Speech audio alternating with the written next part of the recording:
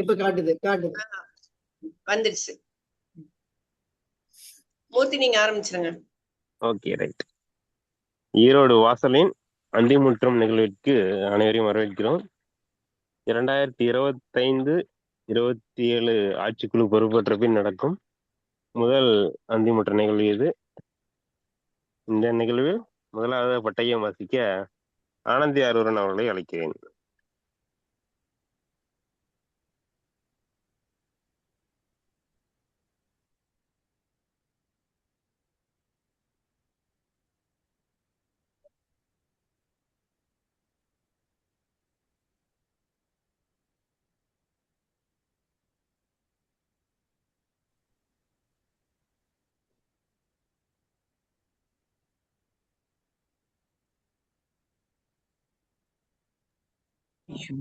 Sorry, நான் எடுத்தே இல்லை போல இருக்கு. ஓகே, அனைவருக்கும் வணக்கம். ஈரோடு வாசல் உறுப்பினர்களாக நம் படைப்பு திறன், ஆளுமை திறன் மற்றும் உடல் நலத்தினை மேம்படுத்திடவும், சமூக பங்களிப்புடன் இளைய தலைமுறைக்கு வழிகாட்டிடவும், நம் அமைப்பு தரும் வாய்ப்புகளை தேடல் உள்ளவர்களுடன் ஒன்றிணைந்து முழுமையாகவும் சரியாகவும் பயன்படுத்திக் கொள்வோம். எல்லைகளை தாண்டி பயணிப்போம். நன்றி. நன்றிங்க அக்கா. அடுத்ததாக வரவேற்புரை வழங்க ஈரோடு வாசல் அமைப்பின் உபதலைவர் யசோதா பழனிசாமி அவர்களை அழைக்கிறேன். நன்றி மூர்த்தி. அனைவருக்கும் வணக்கம். ஏப்ரல் 12 அன்று புதிய ஆட்சிக்குழு, ஈரோடு வாசல் அமைப்பின் புதிய ஆட்சிக்குழு உதயமாயிற்று. இந்த குழுவின் முதல் நிகழ்வாக அந்திமுற்ற நிகழ்வு இன்று தொடங்க இருக்கின்றது. இதில் கலந்து கொள்ள வந்திருக்கும் வாசலின் தலைவர், செயலாளர்கள், பொருளாளர், வழிகாட்டுதல் குழு உறுப்பினர்கள் மற்றும் ஈரோடு வாசல் உறுப்பினர்கள், இளம் வாசல் உறுப்பினர்கள் அல்லது இணைய வழியில் இணைந்திருக்கும் நேச உறவுகளையும், வாசல் உறவுகள் அல்லாது இணைய வழியில் இணைந்திருக்கும் நேச உறவுகளையும் வரவேற்று மகிழ்வதில் ஈரோடு வாசல் பெருமிதம் கொள்கின்றது. இன்றைய சிறப்பு விருந்தினராக அந்திமுற்ற நிகழ்வில் முகமூடி என்ற தலைப்பில் பேச வந்திருக்கும் தாரணி தேவி சிவசாமி அவர்களை மகிழ்வோடு வரவேற்று ஈரோடு வாசல் உவகை கொள்கிறது. அனைவரும் மீண்டும் ஒரு முறை வருக வருக என்று வரவேற்கின்றோம். நன்றி. நன்றிங்க அக்கா. அடுத்ததாக பேச்சாளரை அறிமுகம் செய்ய ஆனந்தி ஆரூரன் அவர்களை அழைக்கிறேன். நன்றி மூர்த்தி. அந்திமுற்றம் இணையவழி நிகழ்வின் இன்றைய சிறப்பு பேச்சாளர் திருமதி தாரணி தேவி சிவசாமி அவர்களை அவைக்கு அறிமுகம் செய்வதில் பெருமகிழ்ச்சி அடைகிறேன். கடந்த 10 ஆண்டுகளாக மென்பொருள் பொறியாளராக தகவல் தொழில்நுட்பத்துறையில் சிறப்பாக பணியாற்றி வரும் இவர் தொழில்நுட்பத்தையும் இலக்கியத்தையும் ஒருங்கே நேசிக்கும் பன்முக திறமையாளர். குறிப்பாக செல்ஃபிஷ் கொலோக்வி என்னும் ஆங்கில நூலின் வழியாக தனது ஆழமான சிந்தனைகளை எழுத்துலகில் பதிவு செய்திருப்பது இவரது படைப்புத் திறனுக்கு சான்றாகும். கவிதைகள், சிறுகதைகள் மற்றும் வரலாற்று நூல்கள் மீது தீரா காதல் கொண்ட இவர் ஈரோடு வாசல் அமைப்போடு கடந்த 2 ஆண்டுகளாக கைகோர்த்து வருகிறார். சமூகத்தின் மீதான மிகுந்த அக்கறையுடன் டீன் எவரெஸ்டுடன் இணைந்து மாணவியருக்கு முன்னேற்றத்திற்காக தன்னால் இயன்ற நற்பணிகளை தொடர்ந்து முன்னெடுத்து வருகிறார். அறிவும் அனுபவமும் சமூக பொறுப்பும் கொண்ட தாரணி தேவி அவர்களை அறிமுகப்படுத்துவதில் பெருமகிழ்வு கொள்கிறேன். நன்றி.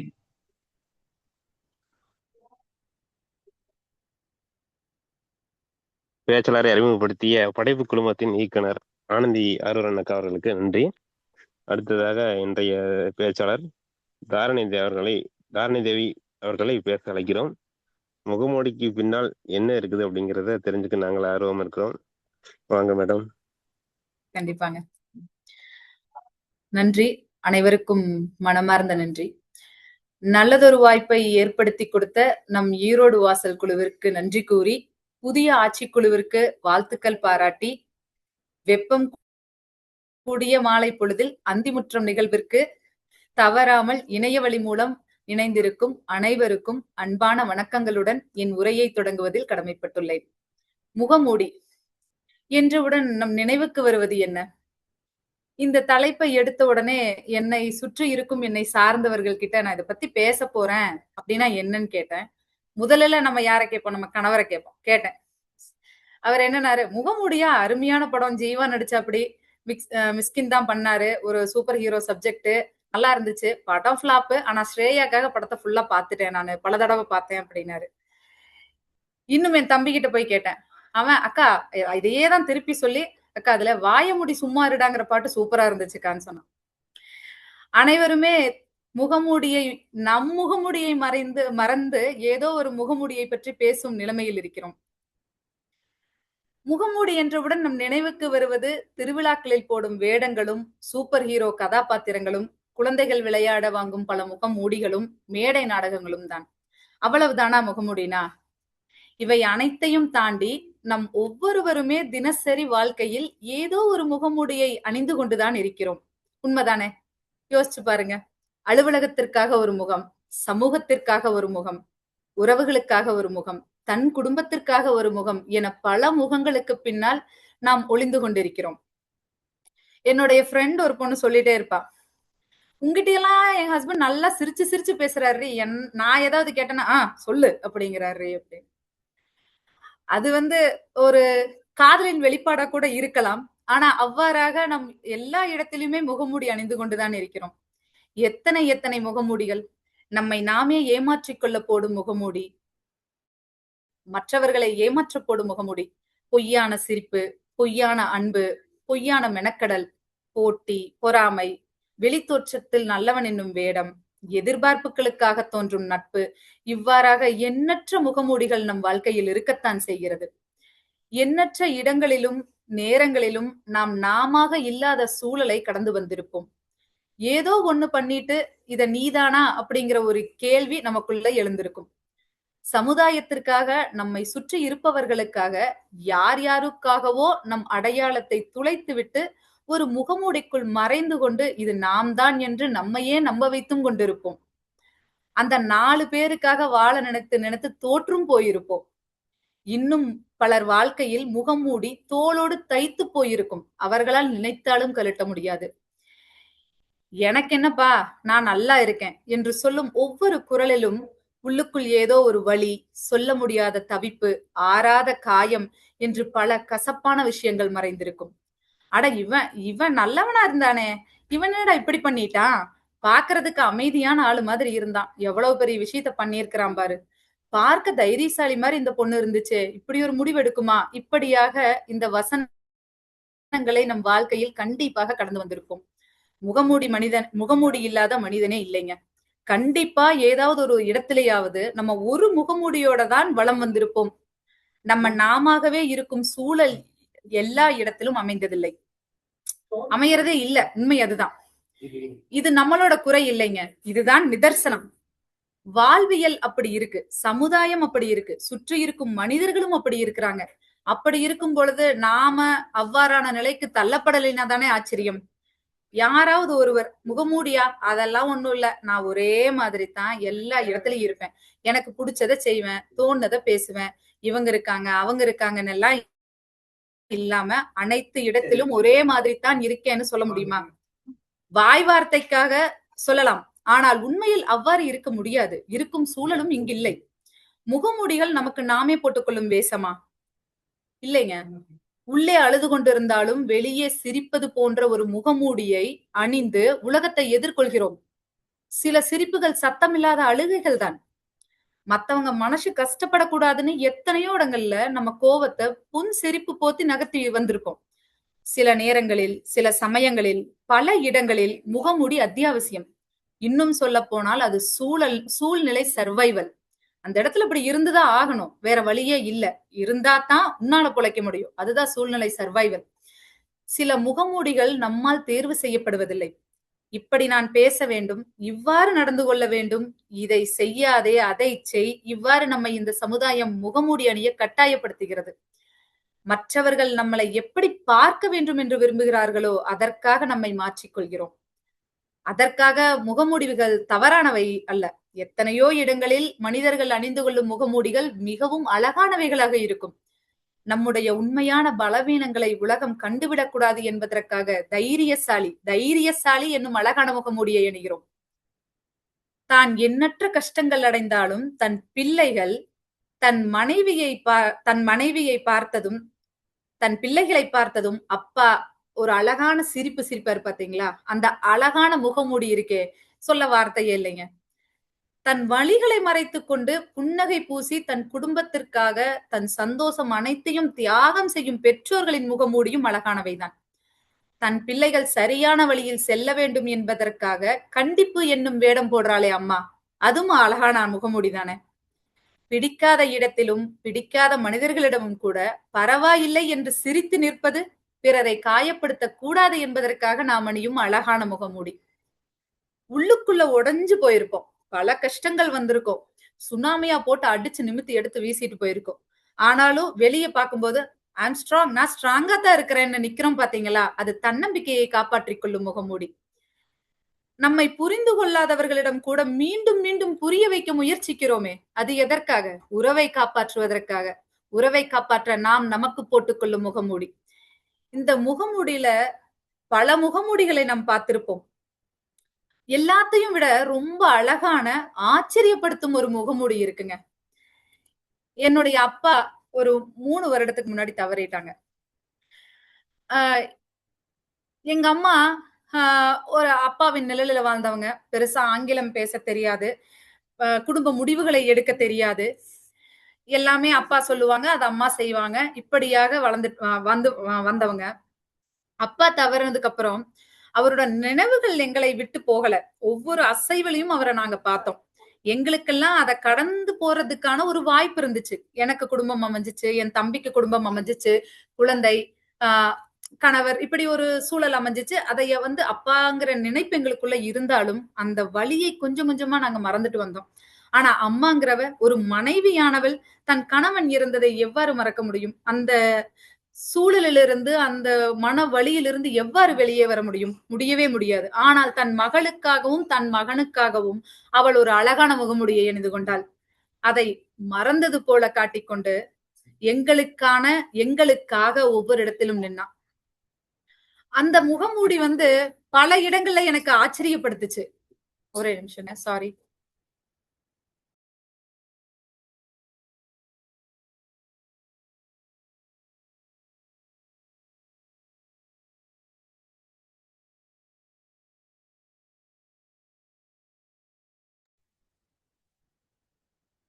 மன்னிக்கவும். அவ ஒரு தடவை எனக்கு ஒரு சின்ன மனசுல ஒரு சின்ன கஷ்டம் இருந்துச்சு. அப்போ அம்மா எனக்கு ரொம்ப கஷ்டமா இருக்குமா, அப்பா இருந்திருந்தா இப்படி எல்லாம் நடந்திருக்காதோ அப்படின்னு நான் சொன்னேன்.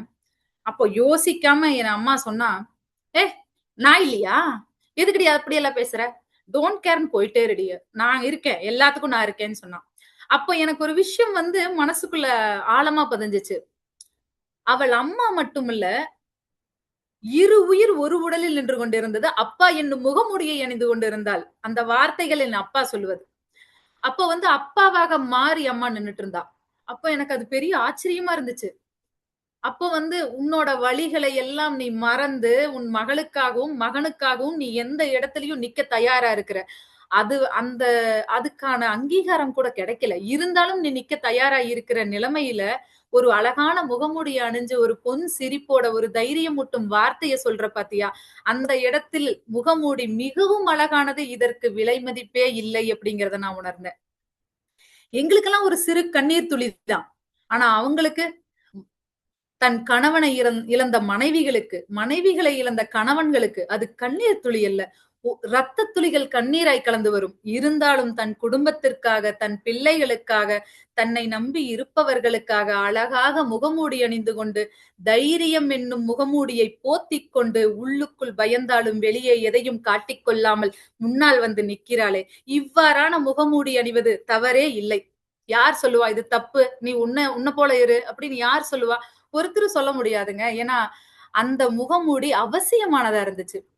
பல நேரங்களில் நம் மிகவும் அழகாகவும் சிரித்தபடியும் இருக்கும். ஆனால் அந்த முகமூடிக்கு பின்னால் ஒரு பெரிய கண்ணீர் கடலே ஒளிந்திருக்கும். நலமா என்று யாராவது கேட்கும்போது உள்ளுக்குள் 1000 வலி இருந்தாலும் பழகிப்போன ஒரு புன்னகையை முகமூடியாய் அணிந்து கொண்டு நான் நல்லா இருக்கேன் என்று சொல்லுவது எவ்வளவு பெரிய பாரம். இருந்தாலும் அதை செய்கிறோம். எதற்காக? நம் திருப்திக்காகவும் நம்மை சுற்றி இருப்பவர்களின் திருப்திக்காகவும் செய்கிறோம். முகமூடி இல்லாத மனிதர்களே இல்லையா அப்படின்னா ஏன் இல்ல? குழந்தை எடுத்துக்குங்க. நம்ம குழந்தைகளை அவங்களுக்கு என்ன தெரியும்? என்ன இருக்கோ அதை அப்படியே காட்டுவாங்க. பசிச்சா அழுவாங்க, புடிச்சா சிரிப்பாங்க, பிடிக்கலையா பிடிக்கலன்னு சொல்லுவாங்க.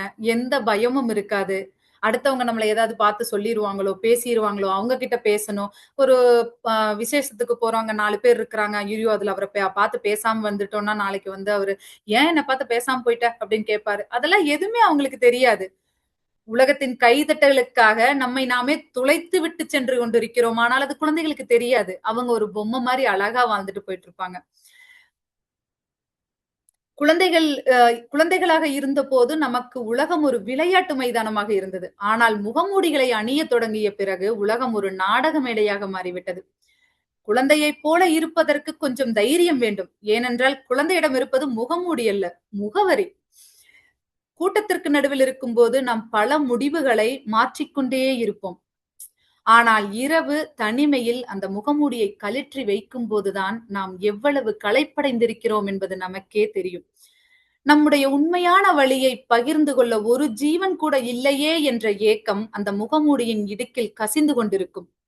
இந்த சூழலில் பலர் இருந்திருப்பார்கள். ஏன் நாமே ஏதோ ஒரு நிலையில் இருந்திருப்போம். சில நேரங்களில் நாம் அணியும் கடுமை அல்லது கோபம் என்ற முகமூடி உண்மையில் நம் காயங்களை மறைக்க உதவும் ஒரு கவசம். மீண்டும் யாரும் நம்மை காயப்படுத்திவிடக் கூடாது என்பதற்காகவே ஒரு முரட்டுத்தனமான முகமூடியை நாம் அணிந்து கொள்கிறோம். நான் காலேஜ் ஜாயின் பண்றேன். கேர்ள்ஸ் ஸ்கூல் படிச்சுட்டு காலேஜ் ஜாயின் பண்ண போறேன். அது கோஎட். அப்போ காலேஜ்னாலே இருக்கும் இல்லைங்களா, சீனியர் ஜூனியர்ஸ் எல்லாரும் இருப்பாங்க. நாங்க ஜூனியரா ஜாயின் பண்றோம், சீனியர்ஸ் எல்லாம் இருக்காங்க. அப்போ கிண்டல் கேலி கண்டிப்பாக இருக்கும். அப்படியெல்லாம் இருந்து கிண்டல் எல்லாம் கேலி எல்லாம் பண்ணிட்டு இருக்காங்க. கிளாஸ்ல இருக்கிற பசங்களே கிண்டல் கேலி பண்ணுவாங்க. உருவ கேலிகள் நடக்கும். ஏதோ ஒண்ணு நடந்துகிட்டே இருக்கும். அப்போ வந்து நான் அமைதியாவே எல்லாத்தையும் கேட்டுக்கிட்டே போய்கிட்டு இருந்தேன். அப்ப அது என்ன ஆச்சுன்னா மேலும் மேலும் மேலும் மேலும் வளர்ந்துகிட்டே போச்சு. எனக்கு மட்டும் இல்ல, எல்லாத்துக்குமே அந்த நிலைமை இருந்துச்சு. அப்ப ஒரு இடத்துல நான் கொஞ்சம் சவுண்டா பேசுவேன். நான் பேசுறதே சவுண்டா தான் பேசுவேன். உங்களுக்கு எல்லாத்துக்கும் தெரியும். மைக் வேண்டியது இல்ல. எங்க அப்பா சொல்லுவார், நீ போனை ஆஃப் பண்ணிட்டு கிழக்கவாத்து கத்து சாமி, யாரா இருந்தாலும் கேட்டுரும் அப்படிம்பாரு. அந்த மாதிரி பேசுறாளு. அப்ப அந்த ஒரு இடத்துல நான் ஒரு ஸ்டாண்ட் எடுத்தேன். கிண்டல் பண்றாங்கன்னா நானும் பதிலுக்கு பேசினேன். அது என்னவா மாறுச்சுன்னா, ஐயோ இந்த பொண்ணு ரவுடிப்பா, அராத்துப்பா, இவ ஏதாவது பேசினா வாய் பிடுங்கி விட்டுருவா, இவ ரொம்ப இது திமிரா பேசுவா. இது வந்து 4 வருடம் தொடர்ந்துச்சு. ஒரு சில நேரங்கள்ல நான் ஐயோ என்னடா நம்ம கேரக்டர் இது கிடையாதே, நம்மள இப்படி ஜட்ஜ் பண்றாங்களே, நம்ம ஒரு அமைதியான ஆளுதான், சரி இவங்க பேசுறாங்கன்னு பேசிட்டோம். ஆனா மனசுக்குள்ள ஒரு பயத்தோட தான் சுத்திட்டு இருக்கிறோம். பேஸ்மெண்ட் கொஞ்சம் வீக் தான், பாடி தான் ஸ்ட்ராங். இருந்தாலும் இப்படி பேசுறாங்களே, நம்ம அதை நிரூபிக்கணுமா அப்படின்னு யோசிச்சுக்கிட்டே இருந்தேன். ஒரு கட்டத்துல அது எப்படி எனக்கு மாறுச்சுன்னா, தேவையே இல்ல, நீ யாருக்காக நிரூபிக்க போற? இப்போ உனக்கு என்ன நடந்திருக்கு? அவங்க கிண்டல் கேலி எல்லாம் ஸ்டாப் ஆயிருச்சு. உன்னை கண்டா ஒரு பயம் இருக்கு.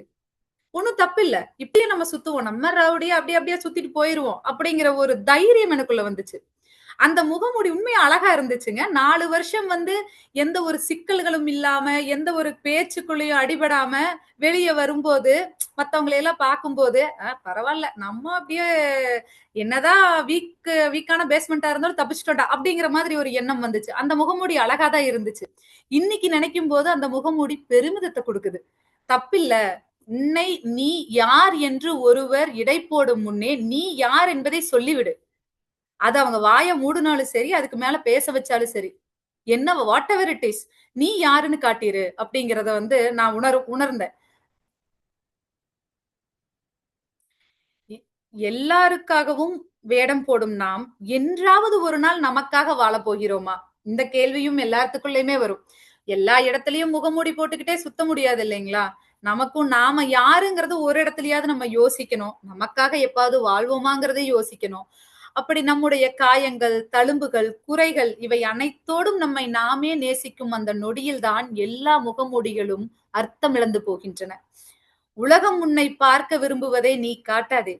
உனக்குள் நீ யாராக இருக்கிறாயோ அதையே உலகிற்கு காட்டு. உன்னை உண்மையாக நேசிப்பவர்கள் உன் முகமூடியை தாண்டியும் உன் இதயத்தை தொடுவார்கள்.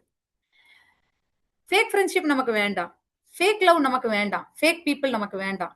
ஏதோ ஒரு விஷயம் நம்ம கொஞ்சம் மெடுக்கா இருக்கிறோம், அப்படி இருக்கிறோம், இப்படி இருக்கிறோம்ங்கறக்காக நம்மை சுற்றி வரும் மனிதர்கள் நமக்கு வேண்டாம். நீ வீட்டுல பழைய நைட்டியோட சுத்தும் போது உன்னைய பார்த்து நீ நல்லா இருக்கமா அப்படின்னு சொல்ற மனிதர்கள் போதும். நீ பல நகைகள், ஆடம்பரங்கள், அது இதுன்னு இருக்கும்போது உங்ககிட்ட ஓடி வரும் மனிதர்கள் நமக்கு வேண்டாம். உண்மையான மனிதர்கள், நம்மை விரும்பும் மனிதர்கள், நாம் எந்த நிலையில் இருந்தாலும் எந்த சூழலிலும் இருந்தாலும் நம்மளை தேடி வருவார்கள். அந்த 4 பேர் போதும் நமக்கு. தேவையில்லாத 4 பேர் வேண்டாம், தூக்கி வீசிட்டு போயிட்டே இருக்கலாம். அந்த நேரத்துல நம்ம முகமூடி அணிய வேண்டிய அவசியம் இல்லை. அழுகணுமா அழுதுரு, கத்தணுமா கத்திரு, திட்டணுமா திட்டிரு, நீ நீயாக இரு. அப்போ உன்னை நேசிப்பவர்கள் என்ன நினைப்பாங்க தெரியுங்களா? அவ கோவம் வந்தா திட்டிருவா, அவ கோவம் வந்தா அழுதுருவா, நம்மள 2 பேச்சு பேசுவா, ஆனா திரும்ப நம்ம கிட்டயே வருவா அப்படிங்கிற ஒரு எண்ணம் இருக்கும். இது இந்த மாதிரியான விஷயங்களை ஏத்துக்கிட்டு நம்ம கூட காலம் முழுது வர்றது கணவன்மார்கள். எவ்வளவு கேவலமா ஏதாவது நம்ம பண்ணுனா கூட, போடா இவளுக்கு என்ன அவ்வளவுதான் அப்படின்னு அடுத்த நிமிஷமே நம்ம கிட்ட வந்துருவாங்க. அந்த ஈகோங்கிற முகமூடியை கலட்டி விட்டு உன்னுடன் யார் இருக்கிறார்களோ, அது எந்த உறவாக இருந்தாலும் அவர்களுக்காக நீ நேரம் ஒதுக்கலாம், அவர்களுக்காக உன் முகமூடியை கலற்றி வைக்கலாம். தைத்து வைக்க வேண்டாம். முகத்துல முகமூடிய தைத்து வைக்க வேண்டாம். நீ நீயா காட்டு போதும். அந்த மனிதர்களுக்காக, உன் மன நிம்மதிக்காக, அப்பாடா இன்னைக்கு நான் நானாக இருந்தேன்னு ஒரு பெருமூச்சு விடுவ பாத்தியா நைட்டு படுக்கும்போது, அதற்காக உன் முகமூடியை கழட்டி தூக்கி தூர போடு. ஆனால் அதே சமயம் உன்னுடைய சுயமரியாதை அடிபடும் என்றால், உன்னுடைய மரியாதை ஏதாவது ஒரு இடத்தில் பறிபோகும் என்றால், உனக்கான அங்கீகாரம் கிடைக்கவில்லை என்றால், அந்த இடத்தில் நீ பெருமையாக முகமூடியை அணிந்து கொள். ஐ கேன் டூ இட், நான் பண்ணுவேன், நான் இந்த முகமூடியோட வருவேன், நான் இப்படிதான் இருப்பேன். நீ பி லைக் அ மிரர். இது எங்க அப்பா சொன்னதுங்க, ஆங்கிலத்துல சொல்லல, தமிழ்ல சொன்னார். நீ கண்ணாடி மாதிரி இருமா, கல்லெடுத்து அடிச்சா உடஞ்சு போயிரு, சிரிச்சான்னா திருப்பி சிரிச்சுட்டு போயிரு, அந்த மாதிரி இருந்துட்டு போ. முகமூடிகள் தேவையில்லை கிடையாதுங்க, முகமூடிகள் அத்தியாவசியம்தான். ஆனால் அது உன்னை துளைத்து விட தேவையில்லை. உன்னை துளைக்கும் ஒரு முகமூடி உனக்கு தேவையில்லை. இதுல ஒரு காஸ்ட்லி முகமூடி ஒண்ணு இருக்கு. இல்ல அழகான முகமூடி பார்த்துட்டோம், ஆடம்பரமான அத்தியாவசிய முகமூடி எல்லாம் பாத்துறோம். காஸ்ட்லியான முகமூடி ஒண்ணு இருக்கு தெரியுங்களா? பெண்களுக்கு எல்லாத்துக்குமே தெரியும். பட்டு புடவையெல்லாம் பல லட்சம் போட்டு வாங்கி கட்டிட்டு, நிறைய நகை எல்லாம் போட்டுக்கிட்டு, அப்பா வீட்டுல இருந்து அப்படியே ஜெகஜோதியா வருவோம் புகுந்த வீட்டுக்கு. அங்க ஃபர்ஸ்ட் டேல இருந்து நீ முகமூடி போட்டுதான் ஆகணும், வேற ஆப்ஷனே கிடையாது உனக்கு. நீ அம்மா வீட்டுல என்னென்னவோ பண்ணிட்டு இருந்திருப்ப, அதை இங்க பண்ண அடிப்பிச்சு விட்டுருவாங்க. அதனால அந்த முகமூடி, காஸ்ட்லியான முகமூடி தேவை, அது தப்பு கிடையாது. உன்னுடைய குடும்பத்தை அழகாக வழிநடத்த, அமைதியாக வழிநடத்த, ஒரு அரவணைப்போடு வழிநடத்த, உனக்கான வாழ்க்கை அழகாக அமைய அந்த முகமூடி தேவை. அதுவும் தவறில்லை. முகமூடி போட்ட எல்லாரும் பொய்யானவங்க இல்ல. சிலர் மிகவும் உண்மையானவர்கள். அவர்கள் தங்களை காக்கவே அந்த முகமூடி அணிகிறார்கள். அழகு இருக்கும் இடத்தில் ஆபத்தும் இருக்கிறது. நீண்ட காலம் ஒரு முகமூடியை நாம் போட்டுக்கொண்டே இருக்கும் போது ஒரு கட்டத்தில் நம்முடைய நிஜமான முகம் எது என்பதே நமக்கு மறந்து போய்விடுகிறது. போலித்தனமான பாராட்டுக்களுக்காக நம்முடைய நிஜமான அடையாளத்தை நாம் தொலைத்து விடுகிறோம். உன்னோட ஐடென்டிட்டியே தொலைஞ்சு போயிருது. எல்லா இடங்களிலும் முகமூடி தேவையில்லை. நம்மை நேசிப்பவர்களிடமாவது நம்முடைய உண்மையான முகத்தை காட்ட பழகிக் கொள்ள வேண்டும். நான் இப்படித்தான் என்று நம்முடைய குறைகளோடும் நிறைகளோடும் நம்மை நாமே ஏற்றுக்கொள்வதுதான் மிகச்சிறந்த விடுதலை. பெண் விடுதலை, ஆண் விடுதலை அப்படியெல்லாம் கிடையாதுங்க. மனுஷனுக்கு விடுதலைங்கிறது அதுதான். யூ அக்செப்ட் யோர் செல்ஃப் அப்படிங்கிறது தான். நாம் ஒவ்வொருவருக்குள்ளும் இருக்கும் அந்த ரகசிய முகமூடியை பற்றி சிந்திக்க வைக்கும் அளவிற்கு நான் பேசியிருப்பேன் என்று நம்புகிறேன். முகமூடிகள் அழகானவைதான், ஆனால் அவை நம் சுயமாகிவிடக் கூடாது. முகமூடிகளை கலற்றி எறிவோம், நிஜமான மனிதர்களாக வாழ்வோம், நிறைவோடு வாழ்வோம். பேச வாய்ப்பளித்த அனைவருக்கும் நன்றி. முகமூடிய பத்தி கொஞ்சம் ஏதோ என்னால முடிஞ்ச அளவுக்கு எல்லாத்துக்கிட்டையும் பேசியிருப்பேன்னு நம்புறேன். இந்த வாய்ப்பு ரொம்ப மனதிற்கு நெருக்கமான வாய்ப்பு. எவ்வளவோ வருடங்கள் பேசணும் எழுதணும்ங்கிற ஆசையை உள்ள புதைத்து வைத்திருந்த ஒரு சாதாரண ஒரு பெண்ணை தட்டி எழுப்பிய ஈரோடு வாசல் அழகான வாய்ப்பு. இந்த வாய்ப்பிற்கு மனமார்ந்த நன்றியை கூறி என் உரையை முடித்துக் கொள்கிறேன். அனைவருக்கும் நன்றி, வணக்கம்.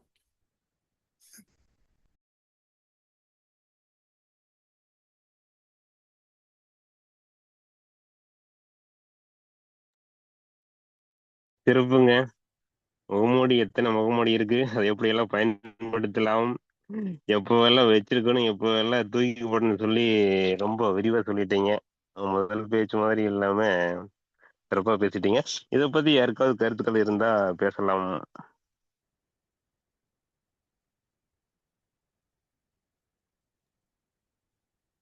தாரணி, ரொம்ப சிறப்பா இருந்ததுடா. என்ன சொல்றது, உங்களுடைய முகத்துல அந்த சிரிப்போட நீங்க பேசக்கூடிய அந்த தொனி, அது கேக்குறவங்கள அப்படி இருக்கிற மாதிரி ஒரு குரல் வளம். அந்த முகமூடியை நம்ம எப்ப கழட்டி எறியணும், நமக்குள்ள என்னென்ன முகமூடி நம்ம அணிஞ்சிருக்கிறோம் அப்படிங்கிற மாதிரி எல்லாம் நிறைய யோசிக்க தோணுச்சு. ரொம்ப சிறப்பான அழகான உரையா இருந்துச்சு. மகிழ்ச்சி, வாழ்த்துக்கள்பா. நன்றிங்கக்கா. நன்றி.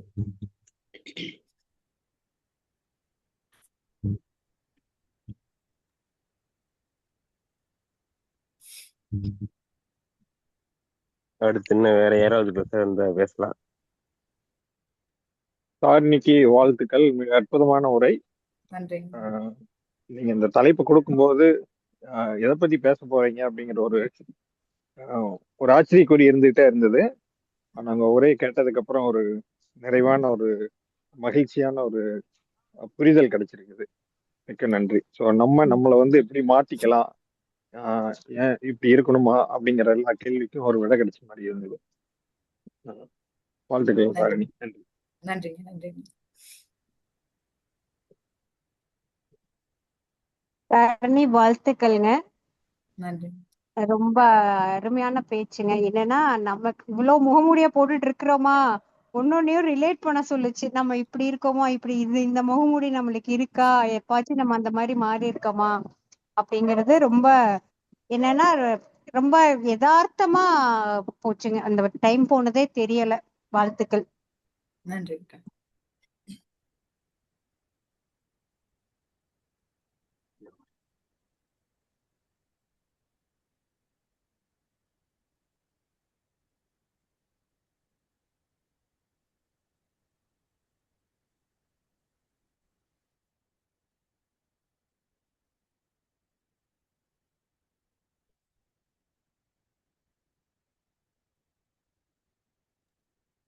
வேற யாருக்காவது கருத்துக்கள் சொல்லணும்னு தோணுச்சுன்னா சொல்லலாம்.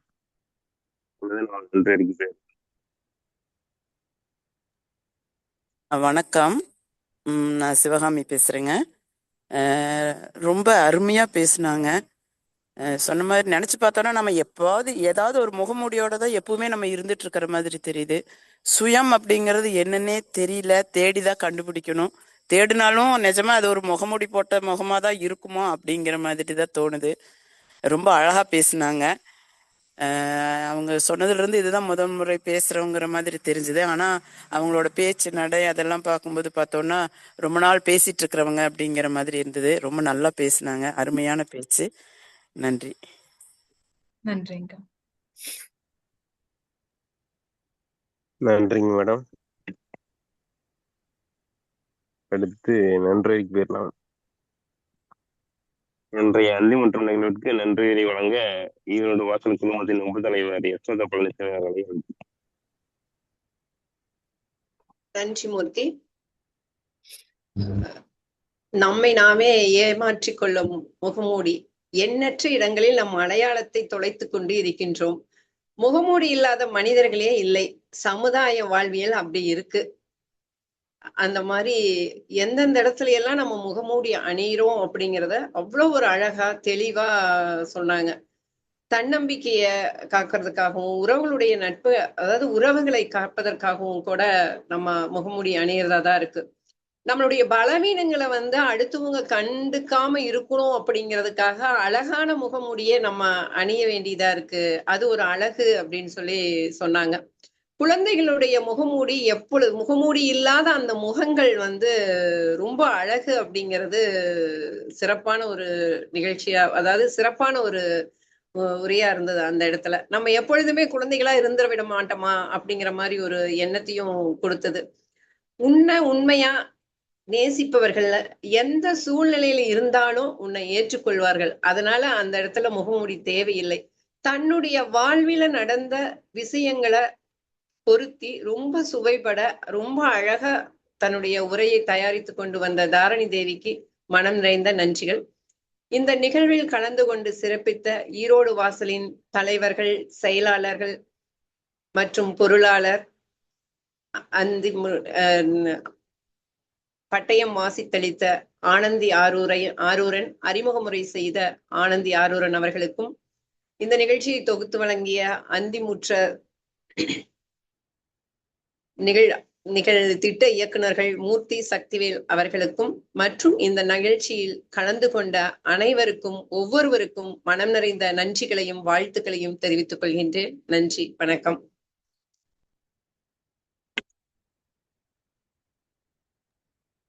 நன்றிங்க அக்கா. மீண்டும் அடுத்த அந்திமுட்டத்தில் சந்திப்போம். நன்றி, வணக்கம். நீ ரெக்கார்டிங் ஆஃப் பண்ணிருங்க.